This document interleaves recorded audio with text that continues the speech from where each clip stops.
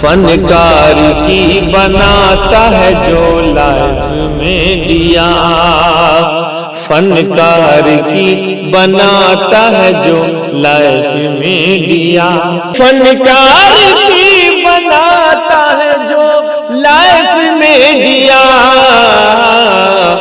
इमरान भाई का है वो बस कैफ में दिया, इमरान भाई का है वो बस जी कैफ में दिया, कैफ में दिया। आइए अब मैं फिर बिला किसी ताखीर के मैदान खिताबत की तरफ आपको ले चलता हूँ और बगैर किसी तमहीदो ताखीर के जो है मैं हजरत मौलाना मुफ्ती तौहीद साहब मज़ाहिरी प्रिंसिपल मदरसा रहमानिया सुपौल को इस शेर के साथ दावत सुखन दावत खिताबत देना चाहता हूँ कि खिताबत वजद में आए तो फिर हथियार बन जाए, खिताबत वजद में आए तो फिर हथियार बन जाए। अरे कहीं नेज़ा कहीं खंजर कहीं तलवार बन जाए और खिताबत की गुलफशानी मुसल्लम है ज़माने में, अरे ये नज्जाशी के आगे जाफर तैयार बन जाए।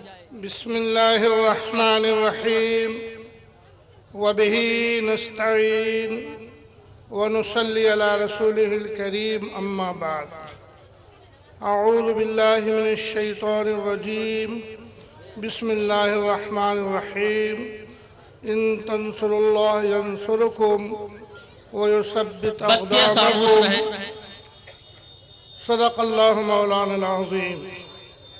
नहीं ना उम्मीद है इक़बाल अपने कश्तवीरों से, नहीं ना उम्मीद है इक़बाल अपने कश्तवीरों से। ज़रा नम हो तो ये मिट्टी बहुत ज़रख़ेज़ है साक़ी। मैं अपने भाइयों से ये अर्ज़ करूँगा कि मैं आपसे कुछ ज़रूरी गुफ्तगू करना चाहता हूँ। आप हज़रात बैठ जाएं और दिल जमी के साथ जाने की फिजा न बनाकर कुछ लेने की गर्ज से थोड़ी सी बात जरूर सुन लें। अगर आप न सुनेंगे, अगर आप न समझेंगे तो एक वक्त आने वाला है, अल्लाह ताला उससे हम सबको बचाए। याद रखिए, सुनाने वाला नहीं मिलेगा कोई, सुनने वाला नहीं कोई मिलेगा, न कोई सुनाने की ताकत और सलाहियत रखेगा। मैं जो कह रहा हूँ उसे कान से सुनिए, दिल से लगाइए, जहन में उसको बैठाइए कि मैं क्या कह रहा हूँ।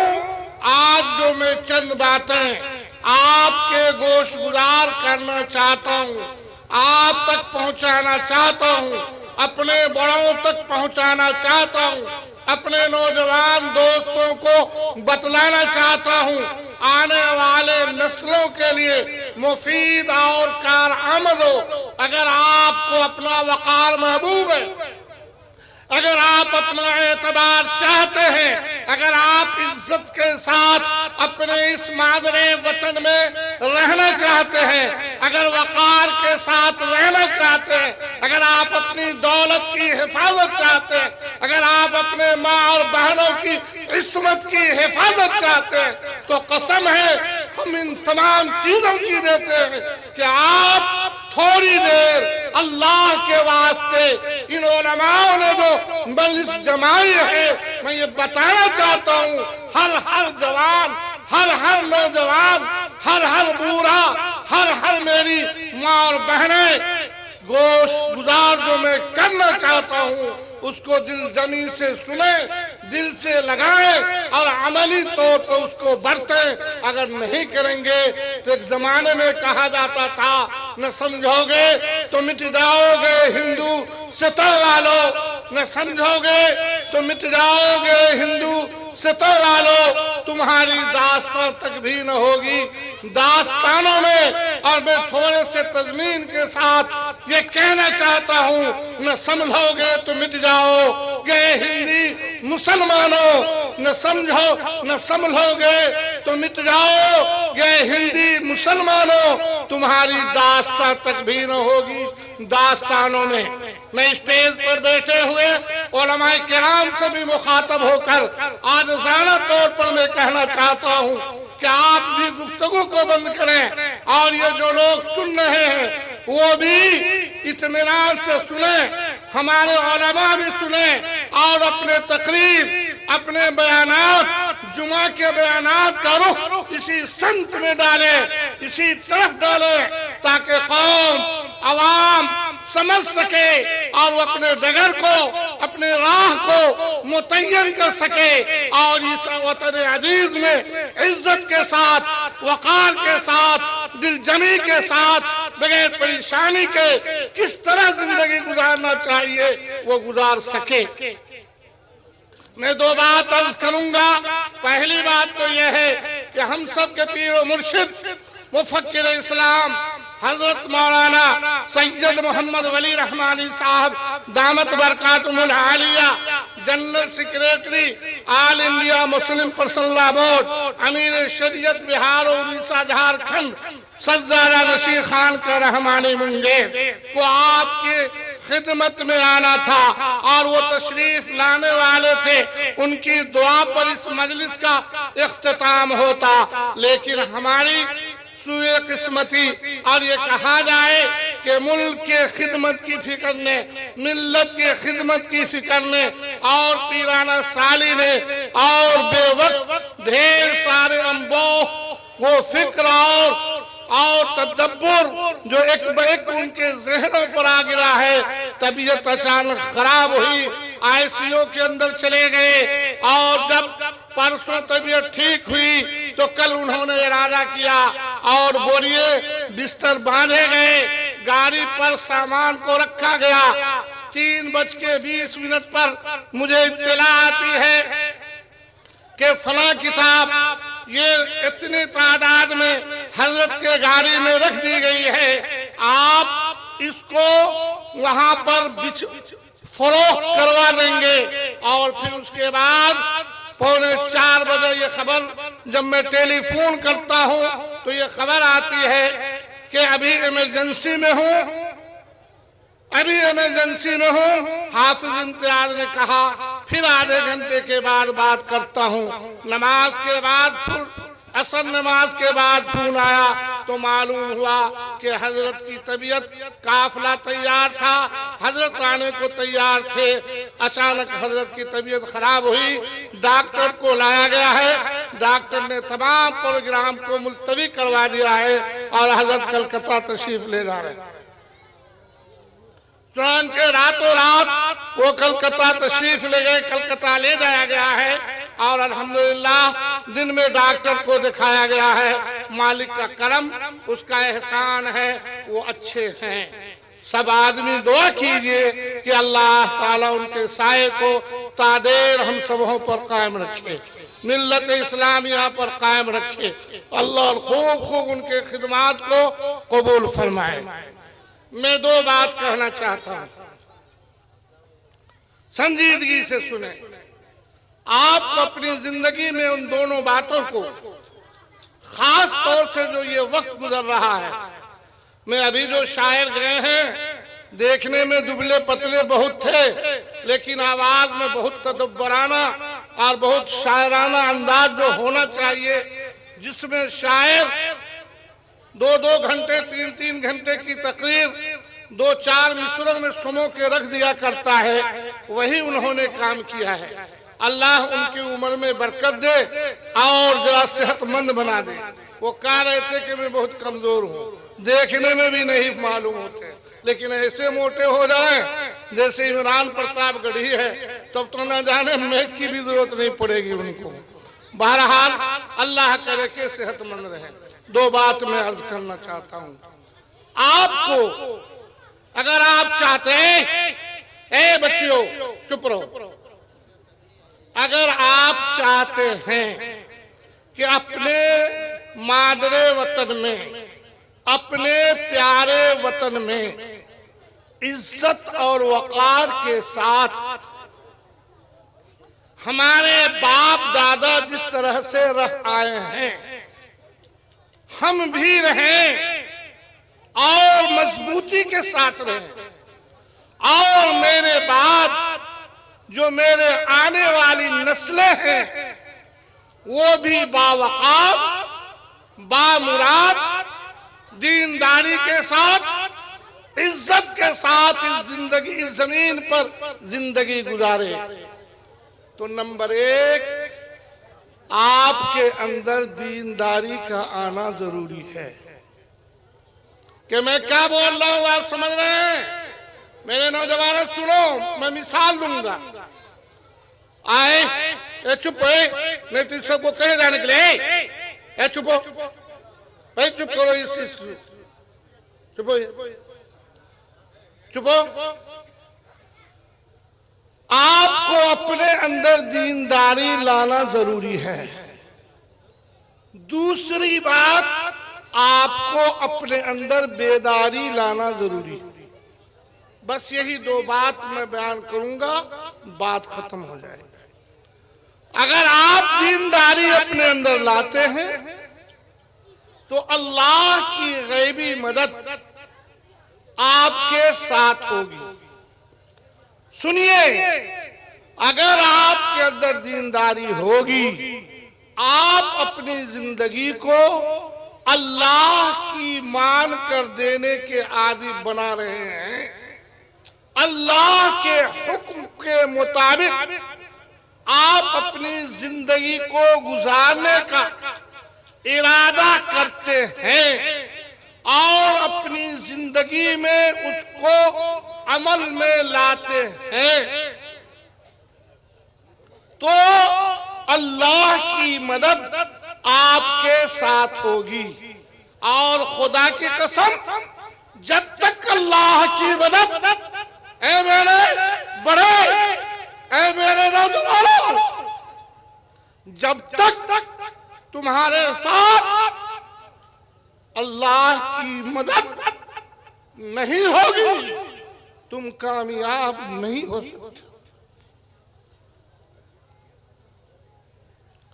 तुम्हारी इज्जतें आबरू लूटी जाएंगी, तुम्हारी जान तबाह और बर्बाद की जाएगी, तुम्हारी दौलतें तुम्हें काम नहीं आएगी, तुम्हारी जमीनें तुमसे छीन ले जाएगी। अगर अल्लाह की मदद तुम्हारे साथ नहीं आई, तुम कामयाब नहीं हो सकते हो। और अल्लाह की मदद उस वक्त आती है जब आदमी हिम्मत करके अल्लाह के हुक्म के मुताबिक कामों को अंजाम दिया करता है, अपने जिंदगी में अल्लाह के अहकाम को उतारता है। और शहंशाह कौन है? जनाब मोहम्मद रसूलुल्लाह सल्लल्लाहु अलैहि वसल्लम के बताए हुए बनाए हुए डगर पर अपने आप को चलता है, अपने आप को ढालता।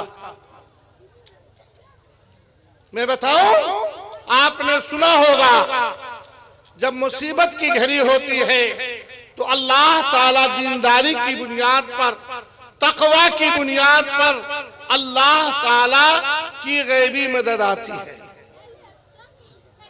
और आपका ये मामला प्रैक्टिकल है, देखा भाला है, तारीख में लिखा हुआ है, कोई किस्सा और कहानी का पुलंदा नहीं। हजरत साद इब्न वक़ास रज़ियल्लाहु ताला अन्हु और आपके साथ एक कौल के मुताबिक 3,500 या फिर 7,500 का दस्ता, इतने लोग आपके साथ मौजूद। शहर मदाइन आगे है। ये उलमाए किराम तारीख को जानते हैं।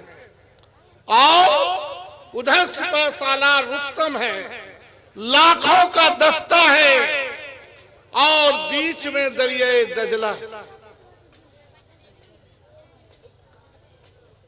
अरसा गुजर गया, वक्त गुजर गया, फौज उधर है उनकी। और जानते हैं वो किसरा की हुकूमत दो हिस्सों में बटी हुई थी, और वो मिस्र से लेकर यहाँ अफगानिस्तान तक तकरीबन उसकी हुकूमत थी। न जाने इसमें अभी 100-150 हुकूमत बनी हुई है। दरिया दजला के उस पार में हजरत साद बिन वक्कास रज़ियल्लाहु ताला अन्हु 7,500 या 3,500 खाम में देखते हैं कि दरिया दजला मेरे लिए माने, वो जाने नहीं देता उस पार। एक दिन, 2 दिन, तीसरे दिन देखा, अपने फौज को कहा, कह लोगो तैयार हो जाओ, ये दरिया दजला मखलूक है, अल्लाह की बनाई हुई है, और मुझे ऐसा हुक्म हो रहा है कि मैं अपने घोड़े को दरिया दजला में डाल दूं। जो लोग नहीं जानते वो जान लें, अगर घोड़े के कान में इतना सा पानी चला जाए तो घोड़ा 2 से 3 मिनट जिंदा नहीं रह सकता। मैंने अपने आंखों देखा है। और ये दरिया दजला डाल दिया घोड़े को उसमें। ये अल्लाह की गैबी मदद, डाल दिया दरिया दजला में। लिखा है किताबों में कि जब घोड़ा थक जाता था तो अल्लाह की मदद, अल्लाह की गैबी मदद नीचे से जमीन को ऊपर कर दिया करता था और घोड़ा उस पर अपने पांव को रखकर आराम कर लिया करता था, और फिर ये मिट्टी नीचे चली जाती थी। ता आके ये लोग जब दरिया के उस किनारे गए तो एक आवाज बुलंद हुई, देवा आमदन, देवा आमदन, देवा आमदन। क्या हुआ?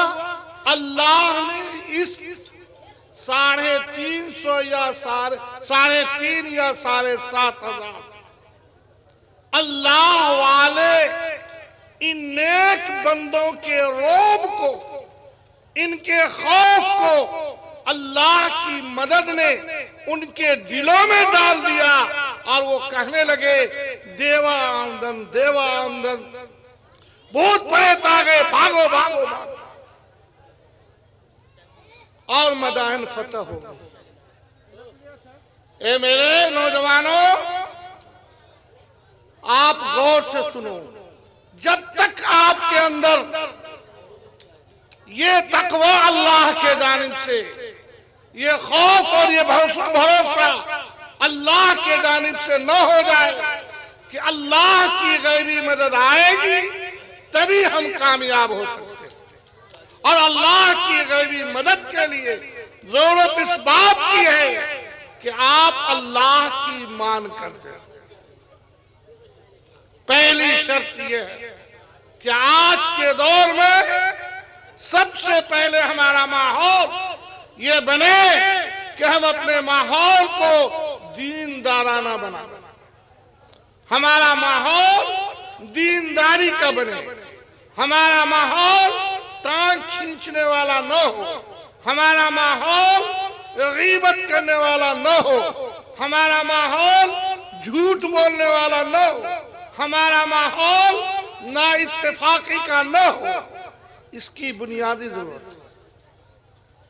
लिखा है किताब में कि 3 साथी आ रहे थे, सामने से बारिश आई, तूफान आया, पहाड़ के खो में तीनों शख्स ने पनाह लिया।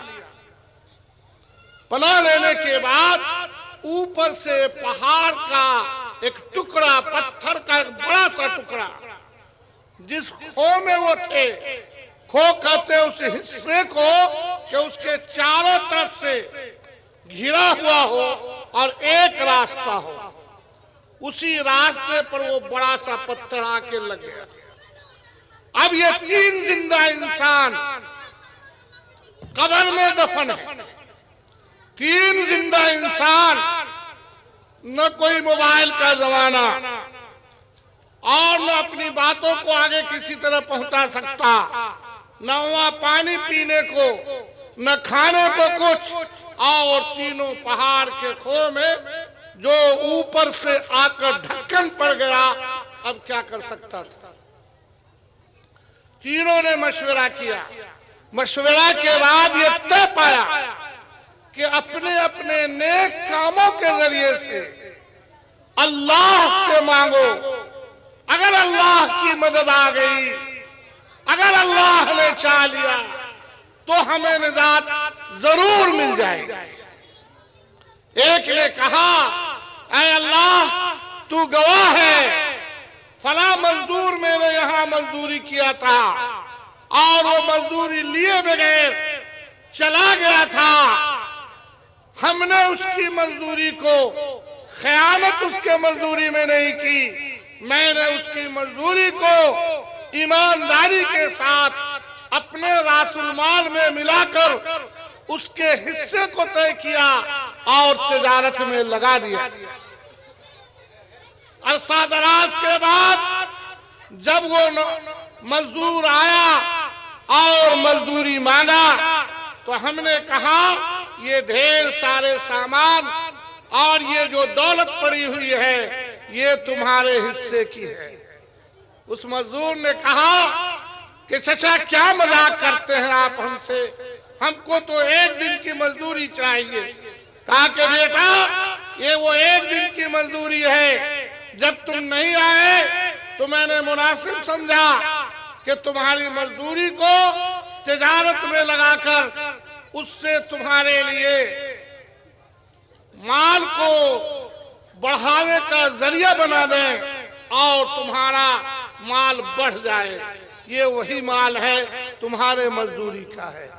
ए अल्लाह मैंने दयानतदारी के साथ एक तेरे मखलूक के साथ मैंने खैर खाई की थी।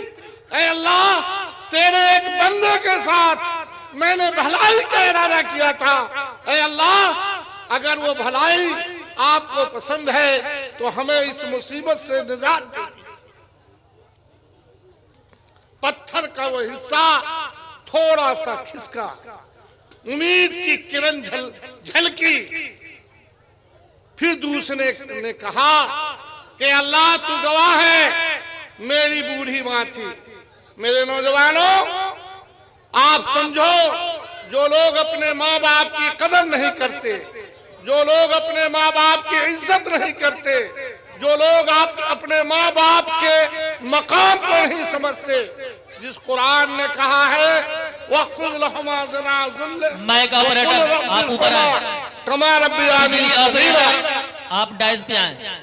आओ, जिस कुरान ने कहा है ला तकुल्लहुमा उफ़्फ़िन वला तनहरहुमा वकुल्लहुमा कौलन करीमा। ए अल्लाह मेरी बूढ़ी माँ थी, मैं रोजाना जाता था बकरियां चराने के लिए और आता था तो दूध दूह कर पहले अपने बूढ़ी माँ को पिला लेता था, तब अपने बिलखते हुए बच्चे और बीवी को दिया करता था। ए अल्लाह एक दिन ऐसा हुआ कि बकरी चरा के आने में ताखीर हुई और मेरी माँ सो गई, बच्चे रो रो के बिलक बिलक के सो गए। जो मैं दूध लेके पहुंचा तो माँ मेरी सो रही थी। मैंने ये मुनासिब नहीं समझा कि मैं अपनी माँ को परेशान करूं, उनको तकलीफ पहुंचे, लिहाजा मैं दूध का प्याला लिए ए अल्लाह खड़ा रहा ताकि सुबह हो गई और मेरी माँ की आँख खुली। तो फिर मैंने अपने माँ को दूध का प्याला पिलाया, फिर अपने बच्चों को उठाकर और बीवी और अपने पिया। ऐ अल्लाह अगर तुझे ये आदा पसंद है तो हमें निजात दे। पत्थर थोड़ा और खिसक गया। नौजवान की बारी थी। उस नौजवान ने कहा, ऐ मेरे नौजवानों, आज जरूरत इस बात की है कि तुम अपने कौम के निगहबान बनो। तुम्हारे ऊपर तुम्हारे कौम को एतमाद होना चाहिए। तुम्हारी ईमानदारी पर, तुम्हारे दयानतदारी पर, तुम्हारी इबादत पर, तुम्हारे अखलाक पर, तुम्हारे किरदार पर, तुम्हारे गुफ्तार पर, तुम्हारे चलने फिरने पर, तुम्हारे रहने सहने पर इस कौम और इस मिल्लत को भरोसा होना चाहिए। आज होता क्या है, अगर पास में कोई नौजवान है तो अगर कहीं जाना होता है तो कह के नहीं जाता है कि मैं फला जगह जा रहा हूं। लेकिन एक जमाना था कि लोग कह के जाते थे कि मेरी जवान बच्ची है, जरा उसका ख्याल रखना। क्यों? इसलिए कि उनको भरोसा था। उस जवान ने कहा, अल्लाह मैं रिश्ते को नहीं बताना चाहता, रिश्ते की फला लड़की थी और नहायत हसीन और खूबसूरत थी। ऐ अल्लाह तू जानता है मैं उससे बेइंतहा मोहब्बत करता था, और एक दिन ऐसा आया कि उस लड़की ने मुझे अपनी तरफ रागिब किया और उसने मुझे बुलाया, लेकिन ऐ अल्लाह मैंने कदम बढ़ाया और मेरे बढ़ते हुए कदम ऐ अल्लाह तेरे खौफ से रुक गए। ऐ अल्लाह मेरे बढ़ते हुए कदम बुराई के तरफ बढ़ता हुआ पांव ऐ अल्लाह महज तेरे खौफ से रुक गया।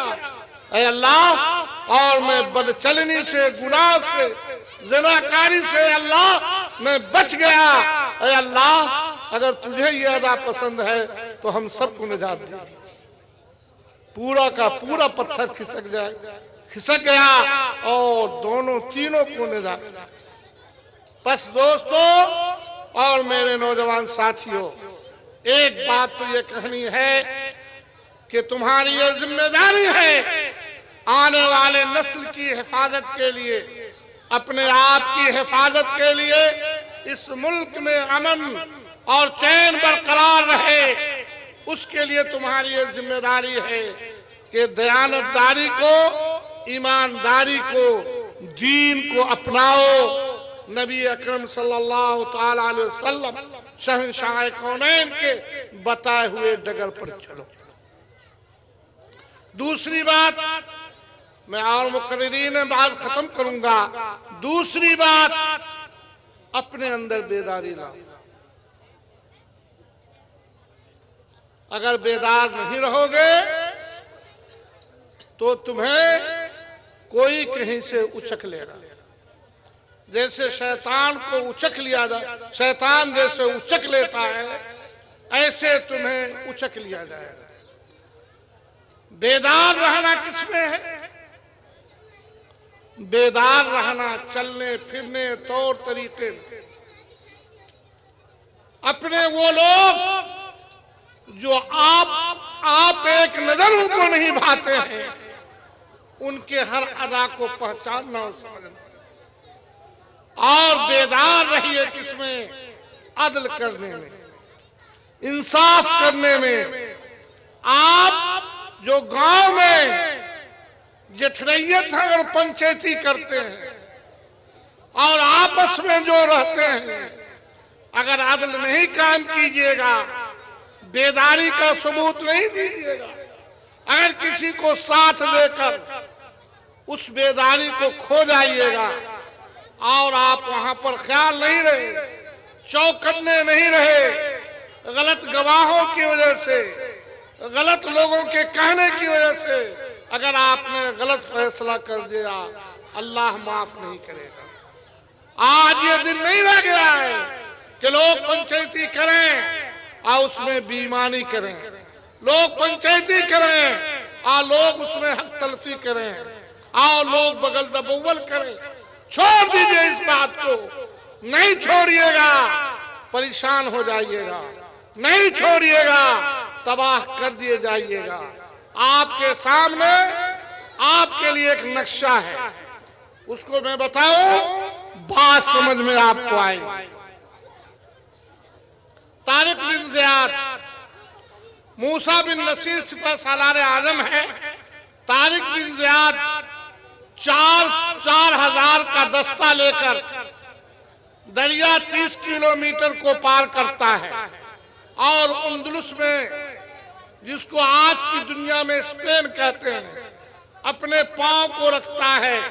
जबान अपनी नहीं है, जबान अपनी नहीं है, मुल्क अपना नहीं है और बहरी बेड़े में आग लगा दिया गया है कि पलट के वापस भी नहीं जा सकते। और सामने में 1 लाख का मजमा है और हुकूमत वक्त का बादशाह उसका सिपह सालारे आजम है और मुकाबला है। आप गौर कीजिए, उस नौजवान की हिम्मत, उसकी तदबीर, उसकी अक्लमंदी, उसका शऊर और अल्लाह से उसका लगाव, अल्लाह की गैबी मदद आती है।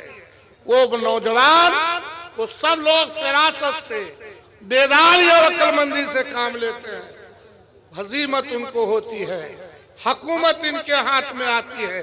ये तारीख गवाह है कि उसी स्पेन में 8.5, 9, 9.5, 1000 वर्ष तक हुकूमत आपने की, और हुकूमत ऐसे शान से की कि दुनिया की बड़ी मस्जिद जो आज बनी हुई है वो मस्जिद कर्तबा है जो स्पेन में है।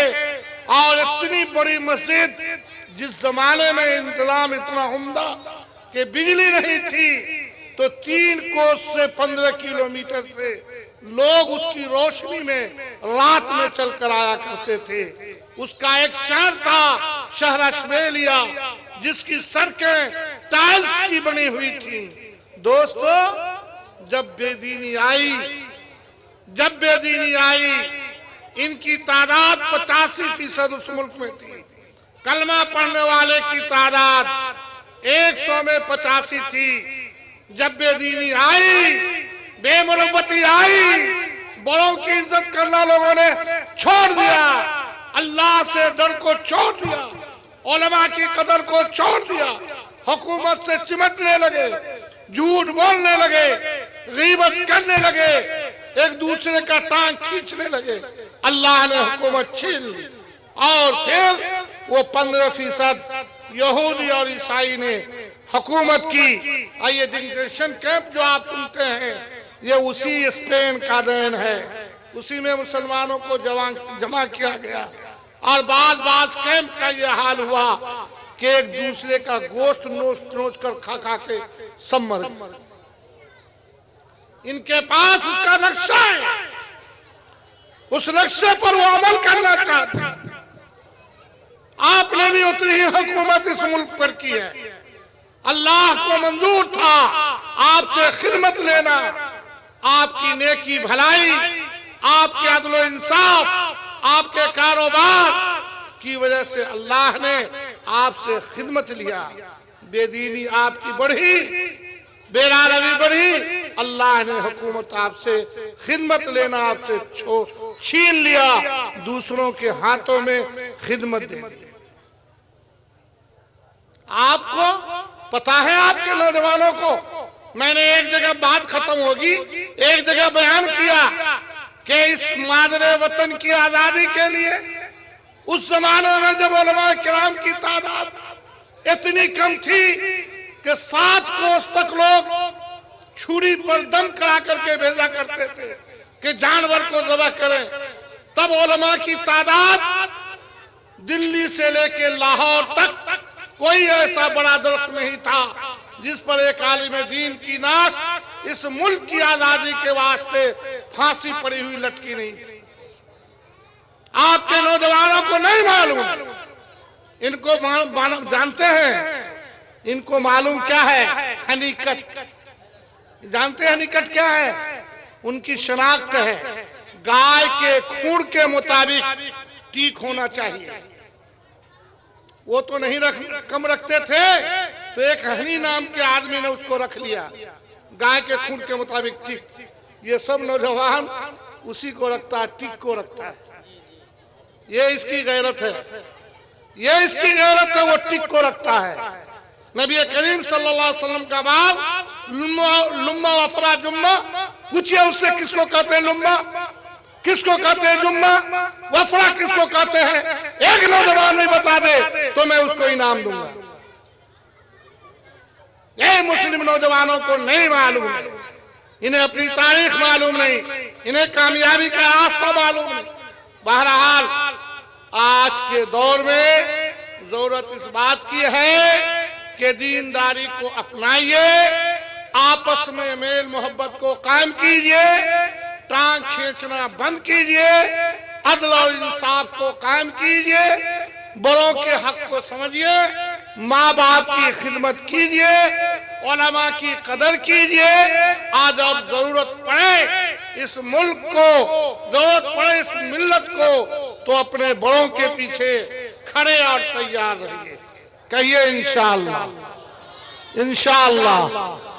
एक बात बताइए, जो लोग यहाँ पर बैठे हुए हैं, जो नौजवान हमारे यहाँ पर बैठे हैं और इत्तेफाक से नमाज नहीं पढ़ रहे हैं, कल से, आज से इंशाअल्लाह आप लोग नमाज शुरू कर देंगे? बोलिए, हाथ उठाइए। इंशाअल्लाह, इंशाअल्लाह, है ना? टांग तो नहीं खींचिएगा किसी का, नहीं, बिला कसूर न मारिएगा तो नहीं, गाली नहीं दीजिएगा, माँ बाप को नहीं सताइएगा, गीबत नहीं कीजिएगा, झूठ नहीं बोलिएगा, वादा कीजिएगा तो पूरा कीजिएगा, और आपके अंदर जज्बा रहे माँ बाप की खिदमत का, उलमा के खिदमत का, दीन के बातों को सुनने का और सुनकर उस पर अमल करने का। अल्लाह ताला हम सुबहों के कहने सुनने को से ज्यादा अमल की तौफीक अता फरमाए। मैं ज्यादा बोल गया कुछ, मैं आखिर में शुक्रगुजार हूँ अपने अजीज बिरादर अजीज मौलाना मुफ्ती अशरफ साहब का। और वो सही बात लोगों ने कहा, हजारों साल नरगिस अपनी बेनूरी पे रोती है, हजारों साल नरगिस अपनी बेनूरी पे रोती है, बहुत मुश्किल से होता है चमन में दीदावर पैदा। आप चाहे मुफ्ती नसीम को न सराहिए, और मुझे ताज्जुब होता है कोई इस गांव में आते हैं तो अपने घर में वो खाना कैसे खाते हैं, मुझे इस बात पर ताज्जुब है। उन्हें तो दावत से यहाँ फुर्सत नहीं मिलनी चाहिए। जो एक नन्हा सा इंसान इस गांव के लिए, आपको नहीं मालूम कि छोटे छोटे और बड़ी बड़ी आबादी में न जाने कितने लोग मुफ्ती नसीम कासमी रहमानी को जानता है, लेकिन आप उसको भी नहीं जानते जो इनको जानता है। अल्लाह का फजल है, वो दिल्ली में इस्लाह मुआशरा ऑल इंडिया मुस्लिम फसल्ला कमेटी के सदर हैं, और हजरत ने ऑल इंडिया मुस्लिम फसल्ला का इनको रुकन बनाया है, जो पूरे हिंदुस्तान की कमेटी है। कई किताबें इन्होंने लिखी हैं। अल्लाह ताला इनकी उम्र में बरकत दे, और अल्लाह ताला इनके साये को तादेर कायम रखे। खिदमत ले रहा है, अल्लाह खिदमत लेता रहे, अल्लाह खूब खूब खिदमत लेता रहे अल्लाह ताला। और अल्लाह ताला हम सबों को भी कदर की तौफीक अता फरमाए। मुफ्ती अशरफ ने एक काम शुरू किया है, अल्लाह उसमें कामयाबी दे, और समझ बूझ के साथ कामयाबी दे, और कामयाबी इज्जत व वकार के साथ अल्लाह नसीब फरमाए। इस गांव का मकाम ऊंचा हुआ है, बुलंद हुआ है, और जब इल्म बढ़ेगा, और अल्लाह इस इल्म की दौलत की वजह से और इस इल्म की बरकत की वजह से अल्लाह ताला इस गांव की भी हिफाजत फरमाएगा। ये बच्चे जो कुरान पढ़ेंगे, यहाँ के मुर्दों को भी सवाब मिलेगा। एक बात और मैं कह दूं, चूंकि मेरा ये नानी गांव है, मुझे हक है, मैंने बहुत खाया है, और बहुत घरों का खूब खूब खाया है, लोगों ने खिदमत भी बहुत करी है। मैं बता देना चाहता हूँ कि अगर यहाँ एक बच्ची का मदरसा है, अच्छी बात है, ठीक है, और यहाँ दूसरा मदरसा बच्चों का भी है, वो भी ठीक है। दोनों में कोई टकराव नहीं, कोई तकरार नहीं, न इन उलमा में तकरार होना मांगता है, और न हमारे आवाम में तकरार होनी चाहिए। इल्म का गहवारा है, दोनों फले फूले, अल्लाह दोनों को कबूल फरमाए, खूब खूब परवान चढ़ाए, और अल्लाह ताला इसे ऊंचे मकाम पर ले जाए। और जब ये लोग चले जाएं दुनिया, तो भी ये इदारे चलते रहे, और अल्लाह चलाता रहे, और आपकी आबादी को अल्लाह कबूल करता रहे। मैं इन दोनों नौजवानों से कहूंगा, अजीज़ मुफ्ती मुजाहिदुल इस्लाम साहब और मौलाना मुफ्ती अशरफ साहब, दोनों हमारे अजीज हैं। एक उसमें मेरे शागिर्द भी हैं, मुफ्ती मुजाहिदुल इस्लाम साहब, अच्छे आलिम दीन हैं, और इसी बुनियाद पर मैंने इनको तरजीही बुनियाद पर मदरसा रहमानिया सुपौल जैसे 125 साला कदीम इदारा में रखा है। उलिया के उस्ताद हैं, और अल्हम्दुलिल्लाह बड़ी दिलजमी से पढ़ाते हैं।